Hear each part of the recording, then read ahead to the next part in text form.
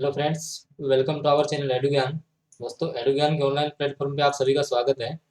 आज अपन जानने वाले हैं कि रेलवे जो ग्रुप डी 2022 है उसमें आपके जनरल साइंस से मतलब कि जो क्वेश्चन पूछे जा रहे हैं वो अपन टॉप 51 क्वेश्चन इस वीडियो में देखने वाले हैं। सारे क्वेश्चन अपने हिंदी में रहेंगे और ये जो सारे क्वेश्चन हैं वो आपकी जो भी एग्जाम्स लगी हैं, जो भी आपकी पिछले शिफ्टों में एग्जाम लगी हैं उनके क्वेश्चनों के हिसाब से बनाए हुए क्वेश्चन हैं।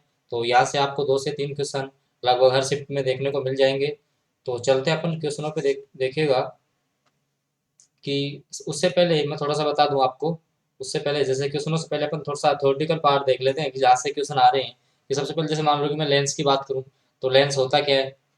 तो देखिएगा कि दो तलों से घिरा हुआ कोई भी पारदर्शी जो माध्यम होगा वो गोलीय लेंस कहलाएगा। जैसे मान लो कि नॉर्मली आपको परिभाषा वगैरह ध्यान देना नहीं है, आपको ही ध्यान रखना है कि लेंस दो प्रकार के होते हैं। ठीक है, उत्तल लेंस हो गया, अवतल लेंस हो गया। उत्तल लेंस को अपन अभिसारी लेंस बोल देते हैं, उत्तल लेंस को क्या बोलते हैं अपन, अभिसारी लेंस बोलते हैं। ऐसे ही बात करें अवतल लेंस, ठीक है, अवतल लेंस को अपसारी लेंस बोल देते हैं। ठीक है, क्योंकि यहाँ से क्वेश्चन पूछ सकता है कि अवतल लेंस का दूसरा नाम क्या है, अपसारी लेंस हो गया। ठीक है, अगर छोटा मतलब कि इजी क्वेश्चन पूछेगा तो। और जैसे कि अब अभिसारी क्यों कहते हैं इसका मैं रीजन बता देता हूँ कि जो उत्तल जो आपका लेंस होता है, देखो उत्तल लेंस ऐसे किनारों में से पतला होगा और मध्य भाग से मोटा होगा। इसके अपोजिट जैसे मान लो कि आपका जो अवतल लेंस होगा, आपका जो भी जैसे मान लो कि अवतल लेंस है वो क्या होगा कि आपका किनारों में से मोटा होगा और जो मध्य भाग है उसमें से पतला होगा। इसके बाद देखो यहाँ से क्वेश्चन आ रहा है, जैसे मान लो कि ये तो आपका अवतल लेंस है, ठीक है, ये आपका उत्तल लेंस है। ठीक है, तो ये किनारों में से क्या होगा, मोटा होगा और मध्य भाग में से मोटाई कम होगी इसकी, वो तो होगा उत्तल लेंस। और जैसे मान लो कि किनारों में से पतला है और मध्य भाग से मोटा है, उसको बोलेंगे उत्तल लेंस। ठीक है, ये आप सब कुछ जानते हो। अब देखो लेंस की क्षमता क्या होती है, मेन टॉपिक कि भाई कोई भी जो लेंस है, जैसे मान लो कि जो आपका उत्तल लेंस था, मैंने बताया आपको कि जो उत्तल लेंस है वो क्या करता है, किरणों को एक जगह मिला देता है। किरणों को क्या करता है, एक जगह मिला देता है। इस कारण से इसको अपन अभिसारी लेंस बोलते हैं। ठीक है, एक जगह किरणों को मिला देता है तो इसको क्या बोलते हैं अपन, अभिसारी लेंस। ठीक है, ऐसे ही मान लो कि बात करें अपन कि जो आपका अवतल लेंस होगा वो क्या करता है, किरणों को जैसे मान लो इसके पास किरणें आ रही हैं तो इनको क्या कर देगा, ये फैला देगा, किरणों को क्या कर देगा, अपसारित कर देगा। इस कारण से इसको अपन अपसारी लेंस बोल देते हैं।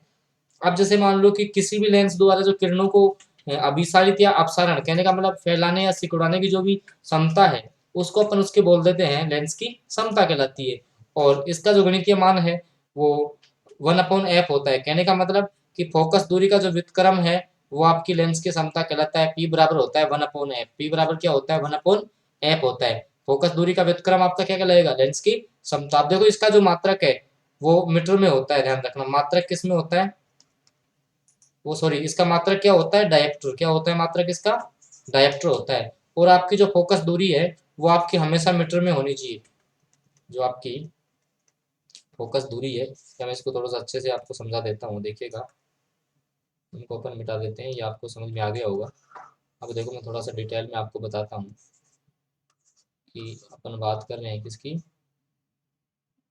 एक सेकंड देखिएगा कि जैसे मान लो कि अपन बात कर रहे हैं कि आपकी जो लेंस की क्षमता है ना उसका फॉर्मूला होता है P बराबर 1/f होता है। ठीक है, f क्या है यहाँ पे, फोकस दूरी है। क्या है f, फोकस दूरी है। ठीक है, और जैसे मान लो कि इसका जो मात्रक है, लेंस की क्षमता का मात्रक, वो होता है डायप्टर। अब देखना यहाँ से सीधा क्वेश्चन आपको देखने को मिलेगा कि लेंस की क्षमता का मात्रक क्या होता है, तो आपका राइट आंसर डायप्टर होगा। अब देखो यहाँ भी कि जो आपका उत्तल लेंस होगा, उत्तल लेंस, अब जैसे यहाँ से न्यूमेरिकल भी आता है तो उत्तल लेंस की फोकस दूरी पॉजिटिव होगी और जो आपका अवतल लेंस होगा उसकी जो फोकस दूरी है वो आपकी नेगेटिव होगी। ठीक है, ये भी आपको ध्यान रखना है। इसके अलावा आपको फोकस दूरी हमेशा मीटर में लेनी है। फोकस दूरी किस में लेनी है, मीटर में लेनी है। ठीक है, इस बात का आपको ध्यान रखना है।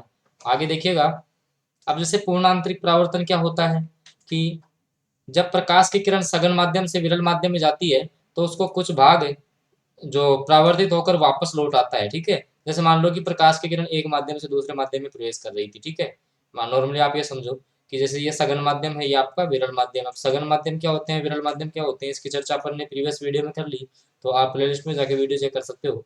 तो जैसे सघन माध्यम से विरल माध्यम में गई, तो इसका कुछ भाग क्या है, वापस लौट जाता है। अब जैसे मान लो कि जो जैसे मान लो ये अपवर्तित किरण है, ये है परावर्तित किरण, तो जब इसका मान 90 डिग्री हो जाएगा, जब इसका मान परावर्तित जो कोण है उसका मान 90 डिग्री हो जाएगा, तो इसको बोलते हैं अपन क्रांतिक कोण। क्या बोलते हैं, क्रांतिक कोण। कि जब प्रकाश की किरण किसी पृथक्करण की सतह पर आपतित होती है, तो परावर्तन के बाद टकराकर वापस उसी माध्यम में लौट जाती है, और जो उसका परावर्तित जो कोण है वो 90 डिग्री हो जाए, तो उसको अपन बोल देते हैं क्रांतिक कोण। क्या बोलेंगे, क्रांतिक कोण।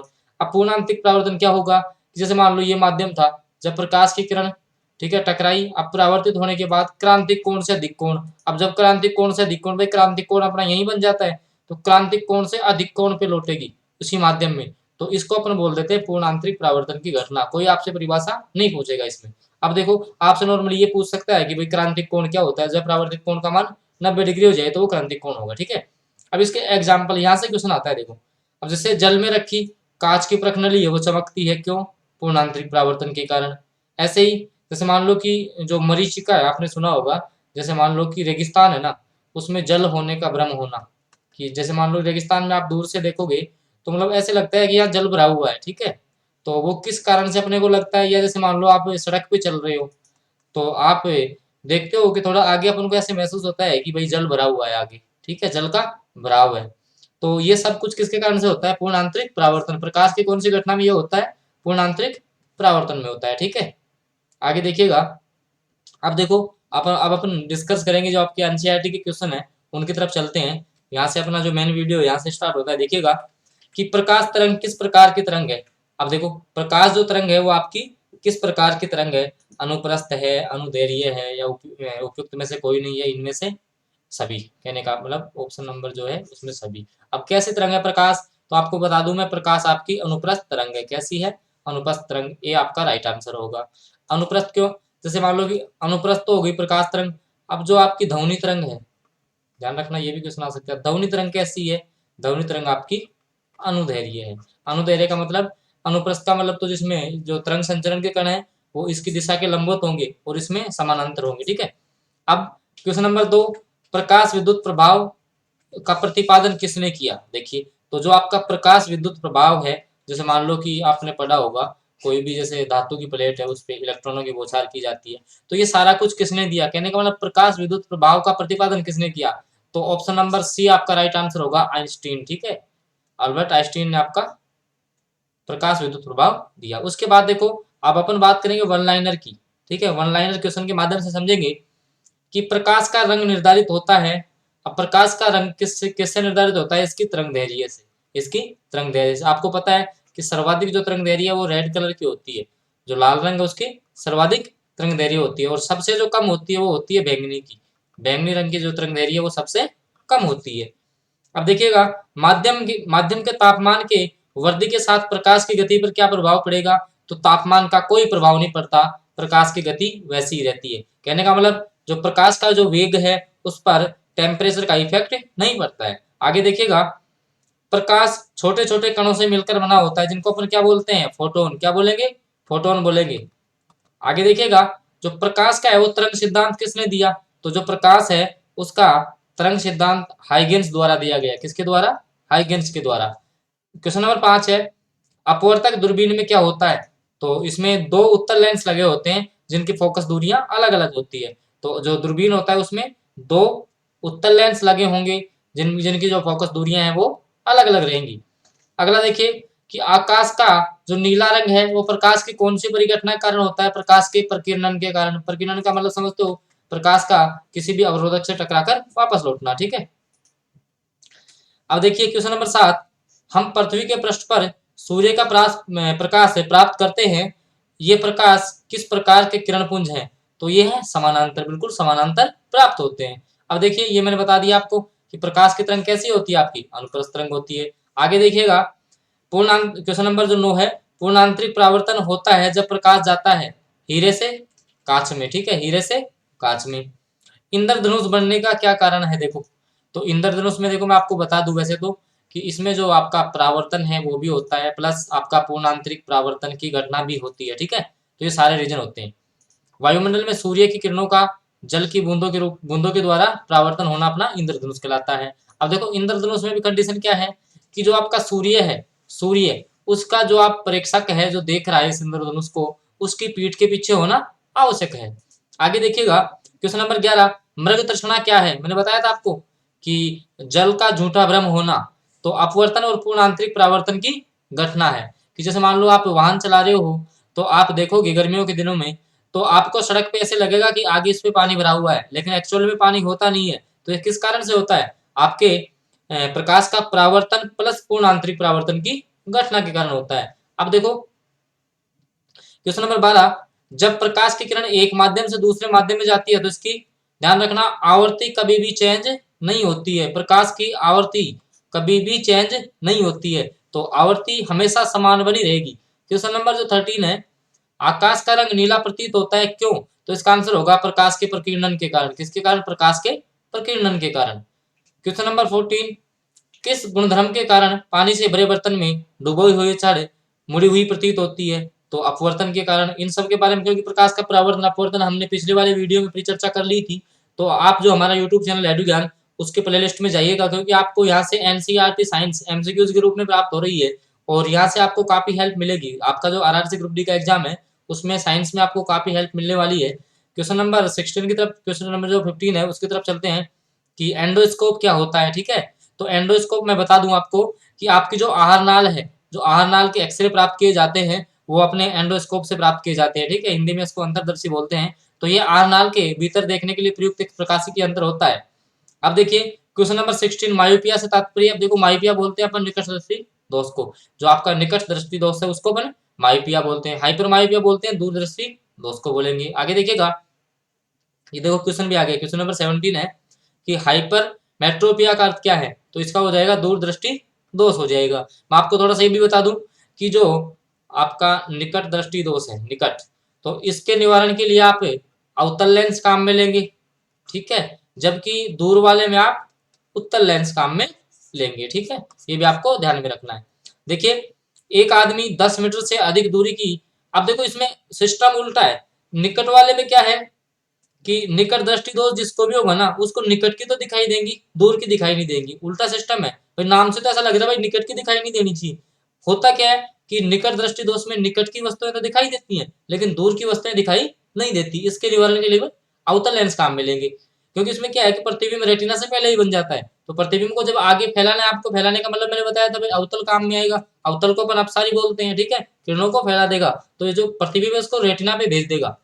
इसमें क्या होता है अभी अपन अगली स्लाइड में आपको बता देंगे डिटेल से। तो देखिएगा एक आदमी 10 मीटर से अधिक दूरी की वस्तु स्पष्ट नहीं देख पाता, तो कौन सा दोष है उसके अंदर? मायोपिया। कहने का मतलब निकट दृष्टि, क्योंकि अगर इसको निकट की दिख रही है दूर की नहीं दिख रही तो मायोपिया होगा। ठीक है, निकट वाला होगा। अब जैसे अगर 1 मीटर से कम दूरी की, अगर पास वाले को नहीं देख रहा तो दूर वाला होगा। एक दूसरे के विपरीत है। अब जैसे ल्यूमेन किसकी इकाई है? तो आपका जो ज्योति फ्लक्स है उसकी इकाई क्या होती है?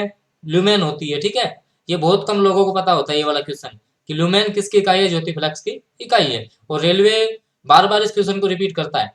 क्वेश्चन नंबर 21 देखिएगा कि जो टेलीस्कोप है वो क्या है? अब देखो जो दूरबीन है आपका, वो आपको पता है दूर की वस्तुओं को देखने वाला यंत्र होता है। आगे देखिएगा क्वेश्चन नंबर जो 22 है, सूर्य के प्रकाश को धरती पर पहुंचने में कितना समय लगता है? Most important question. तो इसमें लगभग आपका 8 मिनट और 20 सेकंड का समय लगता है। क्वेश्चन नंबर 23 बेसिक क्वेश्चन है कि प्रकाश की गति कितनी होती है? तो प्रकाश की गति 3 इंटू 10 की पावर 8 मीटर प्रति सेकंड, कि 3 गुणा 10 की पावर 8 मीटर जो है वो पर सेकंड ये दूरी तय करता है। इसके बाद देखिएगा कि सूर्य ग्रहण के समय सूर्य का कौन सा भाग दिखाई देता है? Most important question. तो जो सूर्य का किरीट भाग है जिसको कोरोना अपन बोलते हैं वो भाग अपन को दिखाई देता है। क्वेश्चन नंबर 25 पे चले अपन।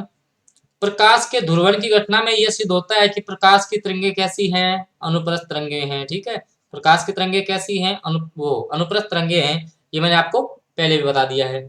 इसके बाद में क्वेश्चन नंबर जो आपका 26 है कि प्रकाश विकिरण की प्रकृति कैसी होती है? तो प्रकाश आपको पता है तरंग और कण दोनों के रूप में पाया जाता है। इसके बाद देखिएगा कि जैसे जो तरंगताल है, जो भी आपका स्विमिंग पूल मान सकते हो, उसमें क्या है कि जो आपकी गहराई है वो गहराई से मतलब कि कम गहरा दिखाई देता है। किस कारण से देता है आपको? अपवर्तन के कारण। मैंने बताया था आपको, जैसे मान लो ये पानी का कोई पात्र है, सपोज दैट पानी का पात्र है, यहाँ कोई सिक्का है, तो जैसे आपको सिक्का नॉर्मली तो इसके अंदर ऐसे रखा होगा, तो पड़ा तो नीचे ऐसे होगा, लेकिन जब आप इसको देखोगे ना तो ये सिक्का ऐसे ऊपर उठा हुआ दिखाई देगा, ठीक है। तो क्या है कि इसका जो तल है ना, जो तरंताल है, उसका स्विमिंग पूल का तल क्या है, थोड़ा सा ऊपर दिखाई देता है, इस कारण से वास्तविक गहराई का अनुमान नहीं लग पाता है। क्वेश्चन नंबर 28 की बात करें कि एक तालाब के किनारे एक मछुआरा मछली को भाले से मारने की कोशिश कर रहा था, तो तदनुसार उसे निशाना कैसे लगाना चाहिए? तो उसको निशाना जहां उसको मछली दिखाई दे वहां उसको निशाना लगाना चाहिए। क्वेश्चन नंबर जो 29 है, जब प्रकाश की तरंगें वायु से कांच कांच से होकर गुजरती हैं तो क्या प्रभावित होगा? मैंने बताया था आवर्ती तो है ना, किसी भी माध्यम में चले जाओ आप, आवर्ती तो चेंज होगी नहीं, आवर्ती नो चेंज रहेगी हमेशा, ठीक है, आवर्ती नो चेंज रहेगी, तो केवल तरंग दैर्ध्य और उसका वेग बदलता है, ठीक है। अब क्वेश्चन नंबर 30 मैंने बता दिया कि जो निकट दृष्टि दोष है उसके निवारण के लिए कौन सा लेंस, अवतल लेंस काम में लेंगे।